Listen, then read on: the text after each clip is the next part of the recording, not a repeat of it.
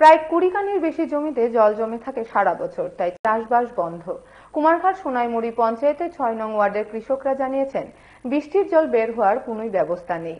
কুমারঘাট কৈলাসহর অঞ্চলে জাতীয় সড়ক নির্মাণ করতে গিয়ে কৃষককে বিপাকে ফেলা হয়েছে বলে অভিযোগ। নির্মাণ সংস্থা কোটি কোটি টাকার প্রকল্প বাস্তবায়নের নামে রাস্তা বানিয়েছে ঠিকই, কিন্তু বৃষ্টির জল নিষ্কাশনের বিষয়ে সঠিক পদক্ষেপ নেয়নি। এই বিষয়ে কৃষকরা বারবার জেলা প্রশাসনের কাছে লিখিত আবেদন করেছেন, কিন্তু ফলাফল শূন্য। আজকে 4 বছর হয়েছে এই এনএচ রোডটা হয়েছে। এই রোডটা হওয়ার পরে আমরা এখানে যে একটা কালভার্ট দিছে, কালভার্টটা জমি থেকে অনেক উপরে, যার ফলে এখানের জল কোনো সময় সারে না। আমরা কৃষক মানুষ, সবসময় কৃষি কাজ করি, এই জমির উপরে দিয়ে আমাদের ভরসা। এখানে প্রায় 15 থেকে 20 খানি জমি পতিত অবস্থায় আছে।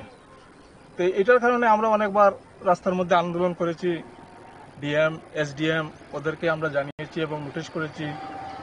নিশ্চিতভাবে আমাদের কাছে আছে, প্রয়োজনে আমরা দেখাতে পারবো, কিন্তু ডিএম বা এসডিএম তারা কেউ এটাতে কোনো কর্ণপাত করেনি। তাই আমি এখন মুখ্যমন্ত্রীর দ্বারস্থ হচ্ছি যে উনি যেন এই জিনিসটার দিকে একটু নজর দেন। আমরা কৃষক মানুষ, আমাদের তো অন্য কোনো কাজকর্ম নেই, কৃষিকাজ করে খেতে হয়, কিন্তু আজকে আমাদের জমিটা পতিত থাকার কারণে আমরা খুব দুর্ভোগের মধ্যে যাচ্ছি।